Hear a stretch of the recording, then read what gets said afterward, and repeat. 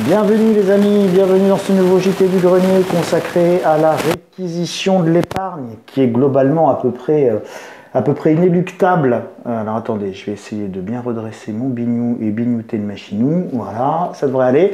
Mes petits singes de la sagesse et moi-même, on vous salue.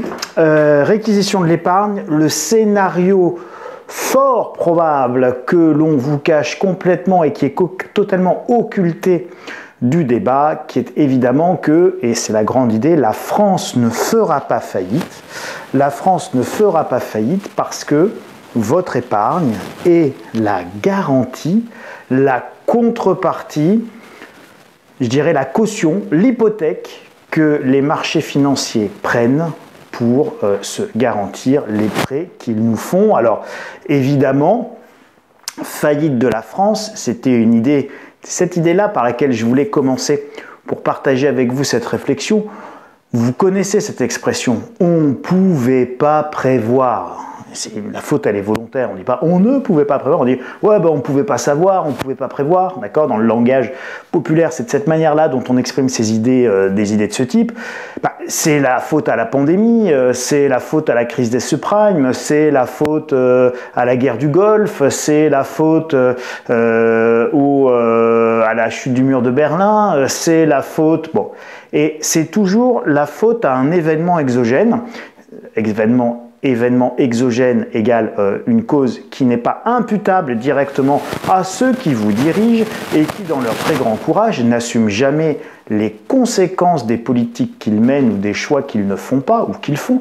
Et puis, c'est plus facile de blâmer, évidemment, le coronavirus ou le virus poutinien. Voilà, donc on passe du coronavirus au coronavirus.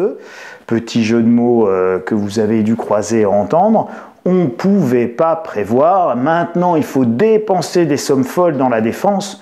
Voilà, on ne pouvait pas savoir. Qui aurait pu savoir? Évidemment.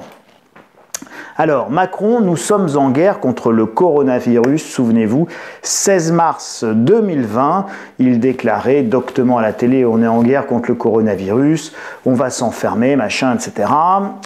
Confinement, arrêt de l'économie, hécatombe dans les EHPAD, quoi qu'il en coûte, 1000 milliards d'euros de dettes supplémentaires, hausse vertigineuse du déficit budgétaire, impossible à faire diminuer, des dégâts sociaux immenses, ravages psychologiques chez les jeunes, syndrome de glissement chez nos anciens. La France est sous anxiolytique depuis Macron et notre consommation d'anxiolytiques n'arrête pas d'augmenter. Il faut dire que régulièrement, il nous dit que nous sommes en guerre et qu'on va tous mourir. Avouez qu'il est difficile de se sentir épanoui dans un tel contexte. Aujourd'hui, nous sommes en guerre contre les Russes et il faut que vous fassiez un effort considérable pour la défense.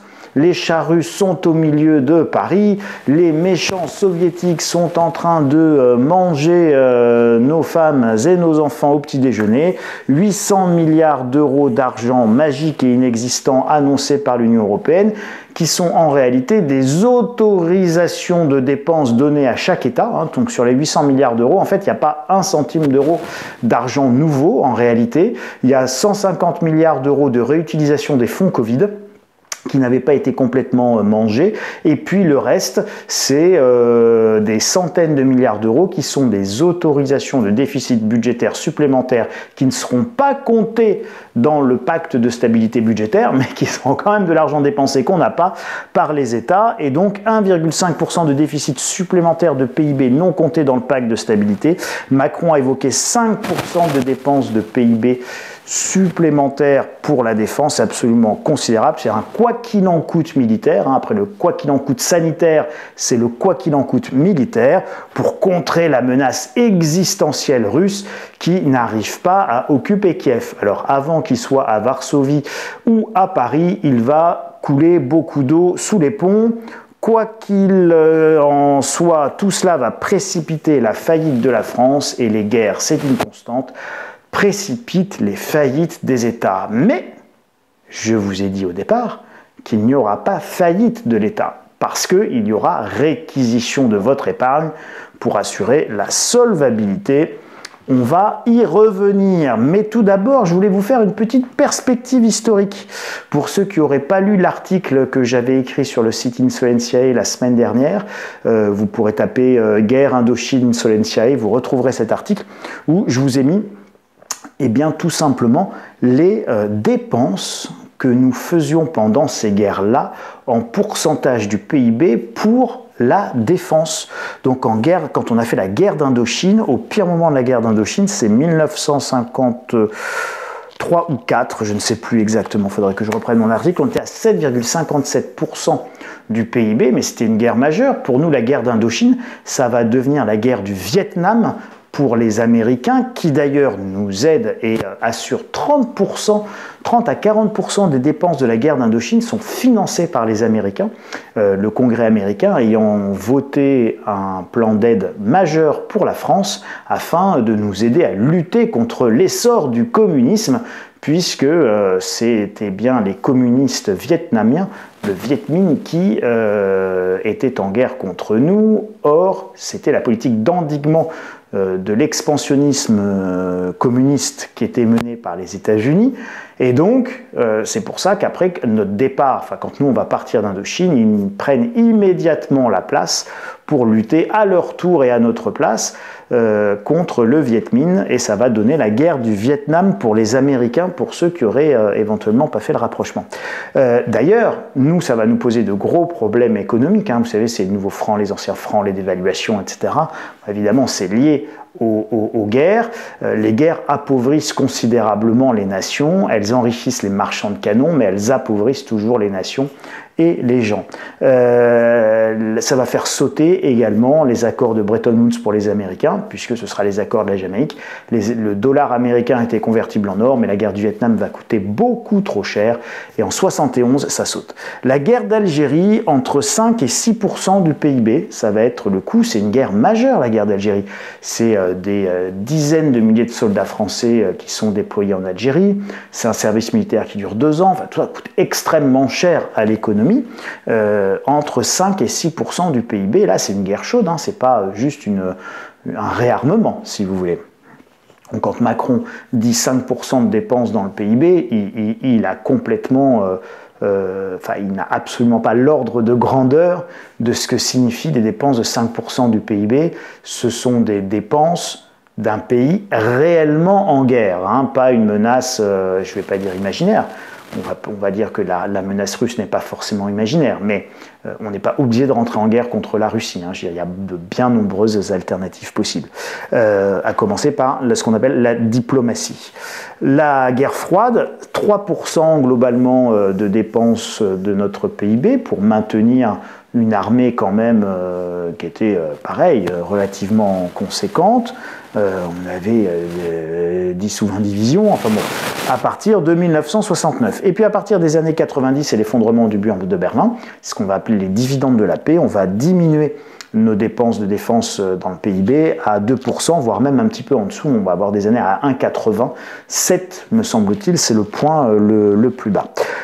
Voilà ce que ça donne. Donc vous voyez, les dépenses de défense diminuent de manière tendancielle de 1954 à 2024. C'est plutôt évidemment une bonne nouvelle.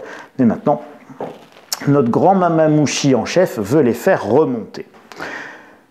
Je voulais vous donner un petit peu un point de PIB, quelques grands chiffres, c'est hyper important, j'appelle ça les chiffres de la faillite, mais il faut les avoir en tête. Cette présentation sera téléchargeable dans l'édition de demain sur le site Insolentiae, vous pourrez aller la télécharger gratuitement dans l'édito du jour qui portera le titre globalement de la vidéo du jour. Un point de PIB, 30 milliards d'euros. Pour arrondir, d'accord, voilà. Hein. Un point de PIB, c'est 30 milliards d'euros. Donc quand on vous dit 5 points de PIB pour la défense, 5 fois 3, 15, égale 150 milliards d'euros. D'accord? Ça fait un petit peu de sous quand même, 150 milliards d'euros, surtout quand on rapporte ça aux recettes de l'État, 308 milliards d'euros. Donc les recettes de l'État pour son budget, c'est 308 milliards d'euros. Et Mamamouchi Ier, notre Mozart de la finance et notre Mozart de la stratégie militaire, a décidé de dépenser 150 milliards d'euros sur des recettes de 308 milliards d'euros, des dépenses actuelles, hors son augmentation de 150 milliards d'euros, de 444 milliards, avec un déficit prévisionnel qui est déjà de 140 milliards. 140 milliards plus 150 milliards, merci, au revoir, faillite, je vous aime, gros bisous. Fin de l'histoire, éteignez la lumière pour le dernier qui sort. Déficit à 4,7% du PIB en prévisionnel, mais sans ce genre de dépenses, évidemment. Donc si vous passez de 2% du PIB à ne serait-ce que 4% du PIB, bah vous rajoutez 60 milliards, vous rajoutez 2 points et on se retrouve à, encore une fois, 6,7% de déficit budgétaire pour cette nouvelle année. Voilà. Donc, si vous voulez, ce qu'il y a là, c'est absolument, c'est des chiffres qui sont vertigineux en fait. C'est dantesque en termes de financement de l'État. Bien évidemment, ça ne leur viendrait pas à l'esprit de rationaliser, de baisser les dépenses, et puis de se dire que peut-être qu'on n'a pas les moyens de notre guerre. Bon, mais ça, c'est autre chose. On a un autre élément qui est très important à garder en tête, les amis, c'est la baisse des taux. La Banque Centrale Européenne baisse les taux, d'accord, on est monté à 4,5, elle les diminue depuis le point haut que nous avons atteint, vous savez, guerre en Ukraine, inflation, machin, tout ça, il monte les taux, et puis maintenant il baisse les taux, puis évidemment on a étouffé l'économie, récession, machin, tout ça. Ok, donc on diminue les taux d'intérêt, très bien. La Banque Centrale baisse les taux d'intérêt. Or, que constate-t-on? On constate que les taux de marché, et il ne faut pas confondre les taux directeurs, décidés par la Banque Centrale, et puis les taux de marché, les taux où les gens se refinancent entre eux, les banques se refinancent entre elles, etc. Et les taux de marché, eux, voilà, je ne suis pas sûr qu'on voit très bien, eh bien, ils augmentent considérablement, puisqu'on est passé de... on va dire, on était à 2,80 ou un truc comme ça sur le 10 ans français, à 3,57%. Et donc, plus la BCE baisse ses taux d'intérêt, là, c'est depuis janvier, hein, donc c'est sur les 3 derniers mois. Donc, depuis plusieurs mois, la Banque centrale baisse ses taux, et depuis plusieurs mois, les taux d'intérêt, eux, de marché, ils augmentent. Et c'est incroyable de voir cette décorrélation complète entre les taux d'intérêt de la Banque centrale et les taux de marché. Pourquoi? Pourquoi? Tout simplement parce que la Banque centrale, elle fixe des taux directeurs, c'est très bien. Mais vous avez ce fameux taux de marché auquel on trouve réellement l'argent entre les épargnants, entre ceux qui ont un excédent et ceux qui ont un déficit d'argent, donc qui ont besoin d'emprunter cet argent, et puis il y a un taux qui se fait sur le marché. Pour influencer les taux de marché, les banques centrales, ces dernières années, elles sont directement intervenues sur les marchés en tant qu'acheteurs. D'accord ? Donc elles achetaient de la dette, c'est-à-dire qu'elles prêtaient de l'argent. Comme elles ont normalisé leur politique monétaire et qu'elles ne le font pas, et bien évidemment les taux de marché sont en train de reprendre leur niveau naturel et le marché se remet à fonctionner.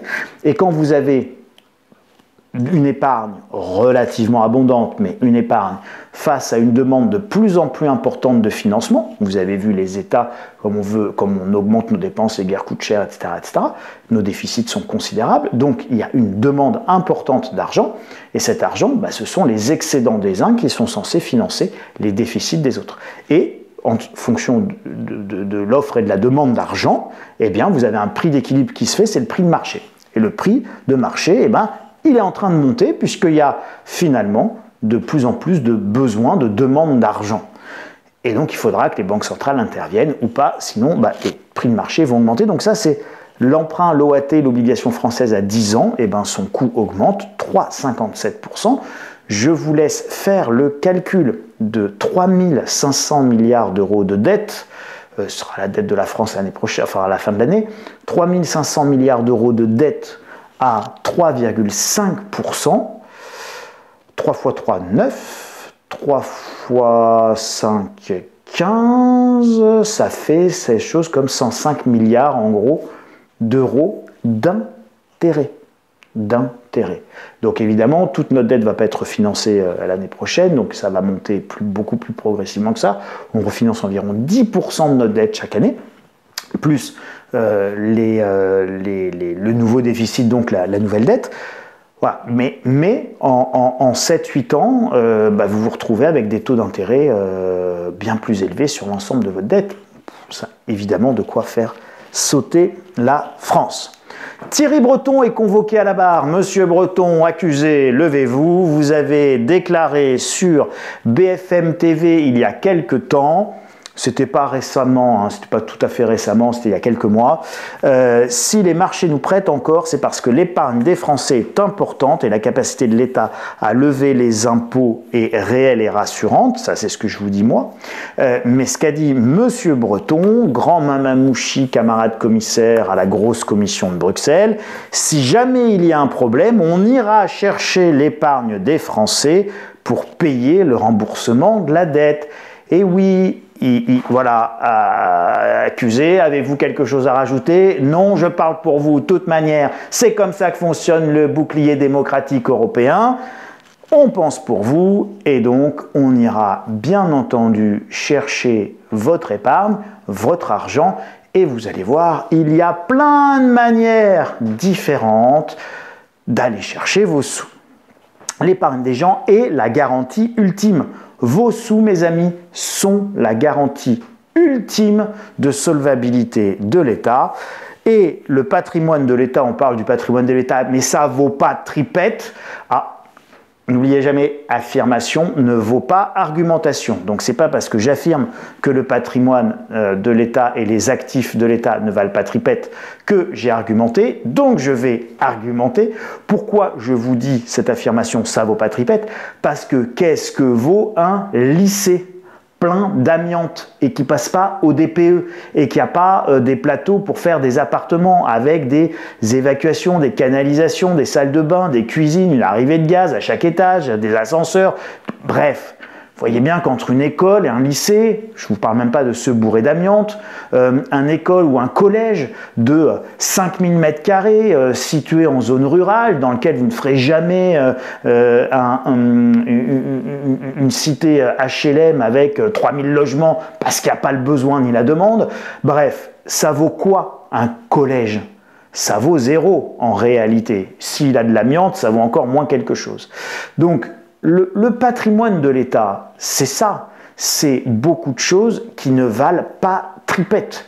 Alors vous avez quelques fleurons, on est bien d'accord. Mais souvent les fleurons, nous les avons déjà privatisés. Petite pensée émue pour nos autoroutes, pour nos sociétés pétrolières, que nous avons vendues à vil prix à des gentils investisseurs étrangers, tellement nous sommes bien dirigés en fonction des intérêts supérieurs de notre population et des Français. Oui, si vous constatez ou entendez comme une pointe légère d'ironie dans ma voix, c'est parce qu'il y a une énorme pointe d'ironie dans ma voix. Oui, restons calmes, les amis.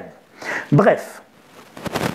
On ira se servir, ben oui, puisqu'en fait ils ne savent faire que ça, nous gérer d'une manière affligeante depuis des décennies et de toute manière au bout du compte, nous faire payer l'addition. Je rappelle au passage que toutes les dettes et déficits ne sont jamais rien que les impôts que les gouvernements ne veulent pas lever parce que c'est inlevable. D'accord? C'est-à-dire qu'à un moment donné, on ne peut pas vous prendre 80% de ce que vous créez pour ne pas avoir de déficit. Donc on fait du recours à la dette. Le mieux, ce serait de ne pas faire les dépenses. Voyez? Le mieux serait de ne pas faire les dépenses quand on n'a pas les moyens de les faire. Et c'est comme ça, évidemment, que vous et moi, nous gérons nos budgets et que n'importe quel chef d'entreprise gère son budget. Et à tous ceux qui disent « Un État, c'est pas une entreprise ». Un État, c'est pas comme une famille, ça n'a pas besoin d'équilibrer son budget. Non, ben non, bien sûr que non, mais bien sûr que si, c'est exactement la même chose. Bien entendu, un État va faire des dépenses et des typologies de dépenses que vous ne retrouvez ni dans une entreprise ni dans un ménage, c'est une évidence. Mais la nécessité d'un équilibre financier entre entrée et sortie, entre impôts levés et dépenses réalisées, c'est une évidence que si ça fonctionne comme une entreprise et comme des ménages, un État qui n'équilibre jamais ses dépenses est un État qui finit par faire faillite. Et ceux qui vous disent le contraire sont des menteurs. Mais c'est du bon sens. Donc bien entendu que l'État, lui, va par contre pouvoir emprunter à 50 ans, il va pouvoir même faire rouler des dettes, bref, des choses qu'un particulier ou une PME, alors pour les très grosses entreprises, c'est possible de faire rouler des dettes, mais pour une PME ou pour vous ou pour moi, on ne veut pas rouler des dettes. Bon, éventuellement, on se retrouve en Banque de France, en commission de surendettement, et là, on nous fait rouler une dette, et ça s'appelle un regroupement de crédit, un étalement de charges, enfin bon, une faillite personnelle. Mais voilà, on ne fait pas rouler des dettes comme les États. Bon, donc, qu'il y ait des manières différentes de faire, c'est une évidence. Mais la nécessité, croire qu'un État peut s'abstraire de la nécessité d'un équilibre financier, c'est une ineptie intellectuelle et cette ineptie, nous allons la payer très très très cher. Et je vous renvoie à la phrase de François Hollande. Et ça, c'est une idée qui est dans la gauche française et c'est effrayant parce que si vous voulez être de gauche et vouloir donner une primauté aux pauvres et à ceux qui souffrent, c'est très chouette. Et je suis pour, et c'est une idée que je partage. Mais cette primauté donnée à ceux qui souffrent et donnée à ceux qui sont pauvres, c'est-à-dire cette priorité publique, collective, de laisser tomber personne, etc., elle ne peut être financée et durable qu'à partir du moment où elle est cohérente, adaptée, crédible, et puis que tout ça est très, comment vous dire, ça doit être très équilibré, d'accord? Ça doit être équilibré, ça doit être adapté. Il ne faut pas tomber dans l'assistanat, il faut donner la juste aide au bon moment à ceux qui en ont évidemment besoin. Et puis il ne faut pas que ce soit surcalibré, il ne faut pas que ce soit trop, et puis de toute manière, ça doit être dans la limite des stocks disponibles, c'est-à-dire dans la limite de ce qu'on est capable de financer de manière durable, d'accord? Parce que quand on fait quelque chose de pas durable sur l'environnement, vous avez tous compris, on va mourir dans d'atroces souffrances climatiques, dira Greta Thunberg, how dare you, comment osez-vous, bon, d'accord? Ok, dit-elle en allant en avion au pôle Nord. Mais, une fois que vous avez dit ça, l'endettement durable, c'est exactement la même chose, hein. Donc, ce que vous pensez pour le climat, vous avez quand même intérêt à le penser aussi pour la finance et pour l'endettement de votre État. Si on veut faire de la solidarité, n'oubliez pas de rajouter solidarité durable derrière, hein. Donc, pour qu'elle soit durable, il faut qu'elle soit adaptée à ce qu'on est capable de financer. Opération solvabilité, les amis. L'opération solvabilité, c'est le plan secret du gouvernement et l'État fera tout pour survivre. Et c'est pour ça que je vous dis que nous ne sommes pas à la veille de la faillite de l'État pour le moment, parce que pour le moment, il y a encore beaucoup de sous à aller chercher. Et quand l'État volera, la police ne vous protégera pas, voire peut-être même au contraire, elle viendra accompagner les agents de Bercy qui viendront chercher les sous sur vos comptes. Alors évidemment, tout ça, ça va se faire de manière électronique, hein, rassurez-vous. Il y a peu de chances que les gendarmes arrivent en armes avec l'agent des impôts, vous dire « je prends 1 mètre carré de votre maison pour le revendre sur le marché et pour vous taxer ». Non, ça ne va pas se passer comme ça, bien entendu. Et donc le problème, ce n'est pas la Russie. L'excuse pour vous taxer et pour nous taxer, c'est la Russie. Mais la réalité, c'est qu'on va devoir refinancer 400 milliards d'euros de dettes. La réalité, c'est que nous nous trouvons avec comment vous dire, une nécessité de lever ces fonds dans un contexte où nous allons nous faire dégrader.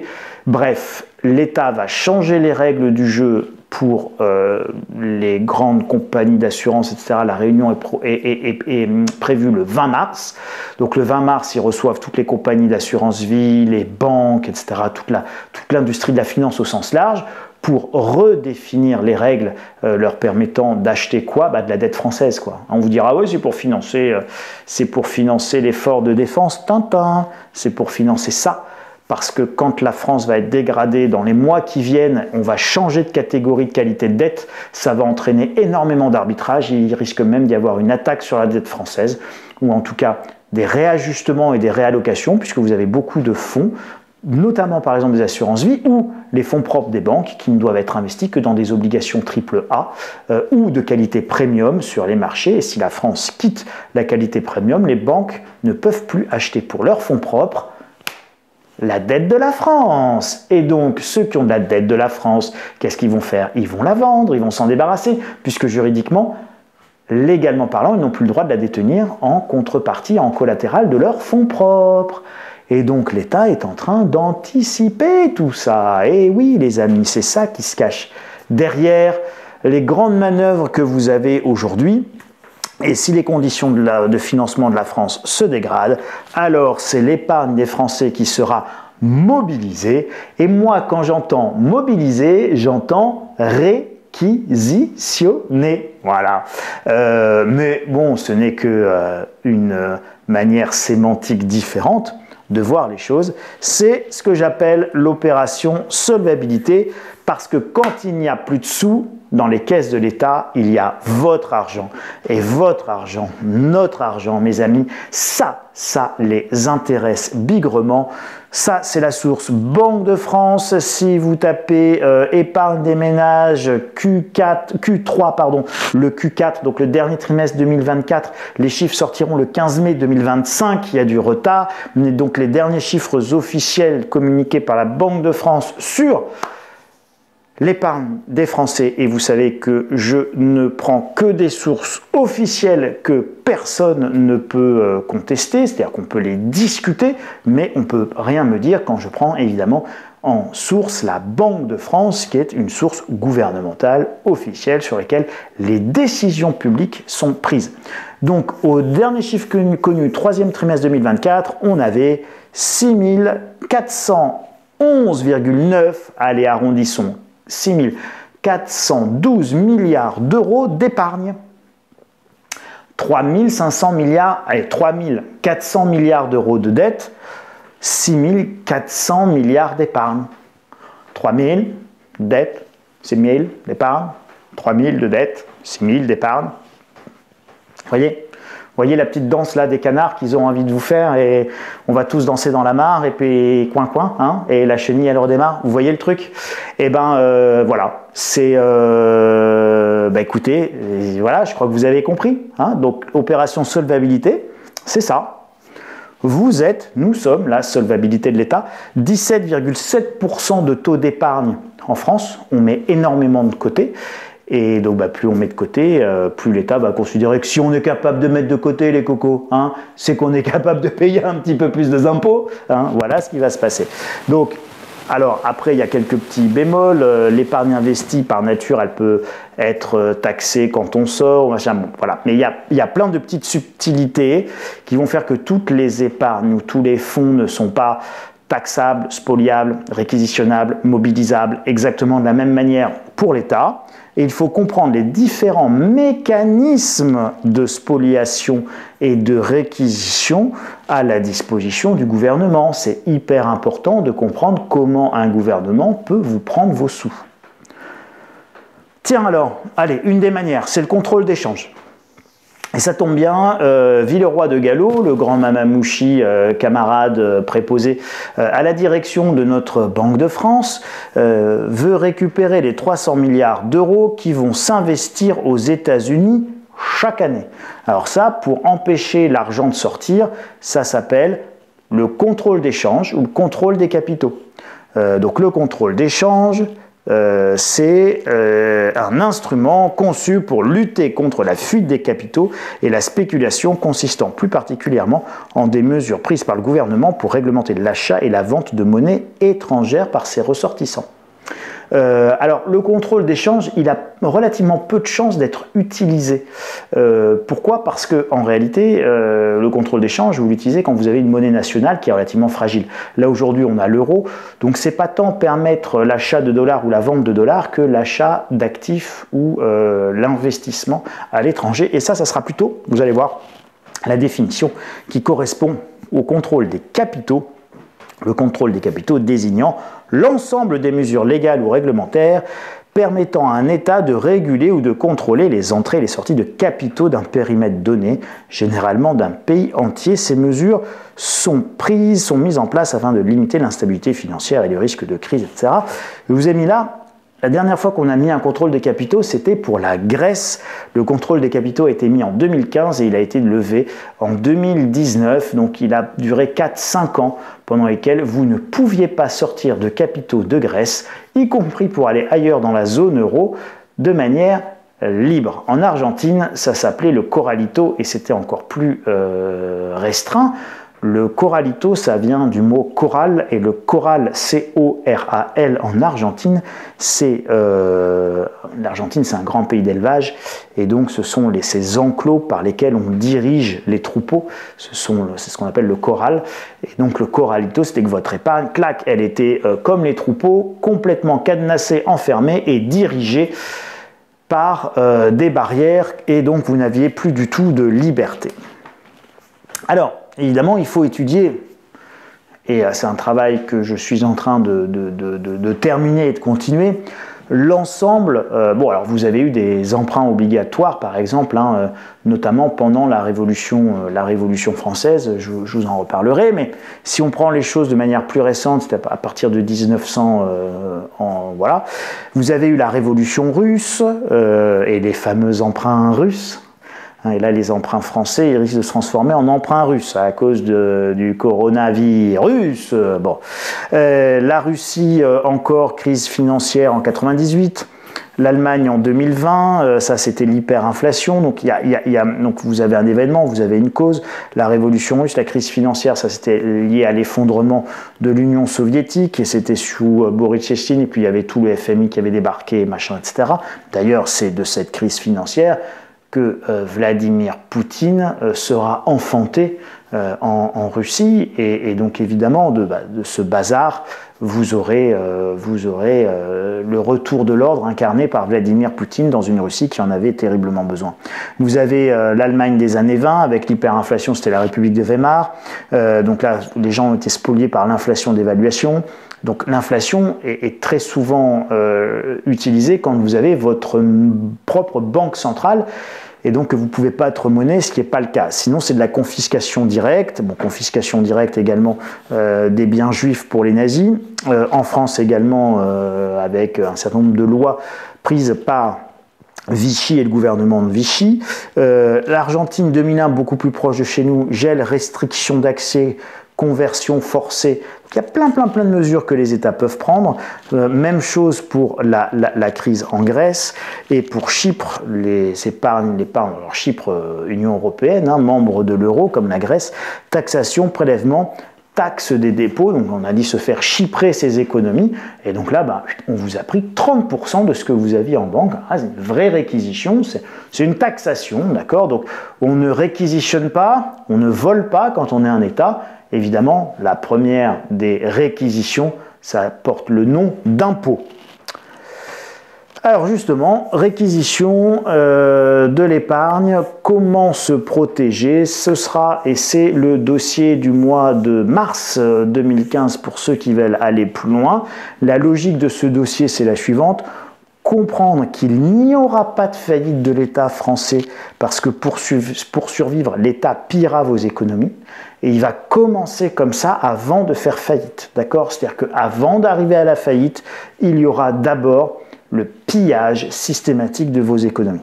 Comprendre que la réquisition de l'épargne est inéluctable tant que nous n'avons pas notre banque centrale, et si nous avions notre banque centrale, alors, avec une monnaie nationale, alors on aurait de l'inflation, d'accord? Et on paierait par l'inflation, et on serait ruiné par l'inflation plutôt que par la taxation. Auquel cas, le chemin de l'inflation monétaire serait préféré, puisque c'est évidemment plus facile que d'aller prendre les sous sur le compte des gens. Comprendre quels sont les différents mécanismes de réquisition de l'épargne à travers l'histoire. Il y en a plein. L'histoire ne se répète pas vraiment, elle bégaye, on dit, mais en tout cas, à partir des mécanismes qui ont existé, à partir de ce que prévoit la législation, et à partir des petites fuites qu'on peut avoir auprès de nos mamamouchis quand on les écoute attentivement, on se fait quand même une bonne image de la manière dont ils vont nous voler. Et la réquisition de vos revenus, de vos patrimoines, ça passe par la chose la plus simple qui soit, qui est d'abord les impôts et la taxation. Et à partir de là, on en déduit les moyens logiques pour maîtriser et limiter au maximum les risques de réquisition et d'impôts nouveaux.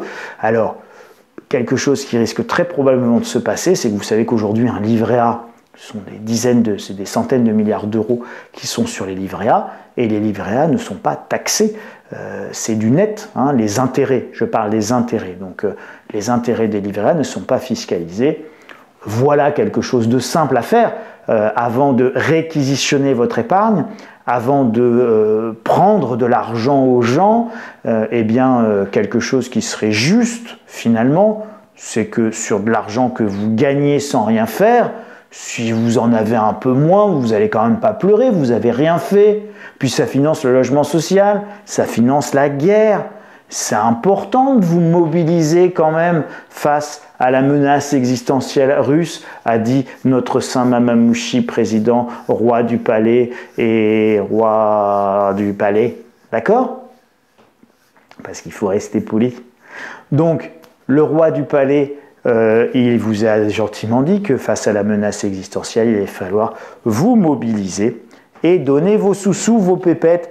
Donc voilà le genre de choses qui peut se passer. Donc ceux qui veulent s'abonner à la lettre stratégie au dossier, ce sera plus de 40 pages de conseils et d'analyse. Clac, vous pouvez, là-haut, il doit y avoir un petit i, vous arriverez sur la page. Sinon, insolentiae.com/boutique. N'hésitez pas à me retrouver sur X, Twitter, @insolentiae.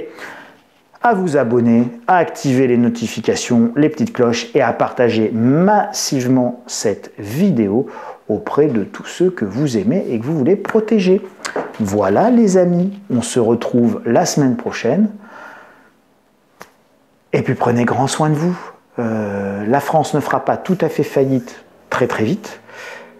Et ça commencera pour la faire survivre par la taxation de votre épargne et de votre argent. Et oui, la France va devenir de plus en plus un enfer fiscal et de moins en moins attractive. C'est fort triste. Nous sommes gérés par une bande de pieds nickelés. Allez, salut les amis, prenez grand soin de vous. À bientôt.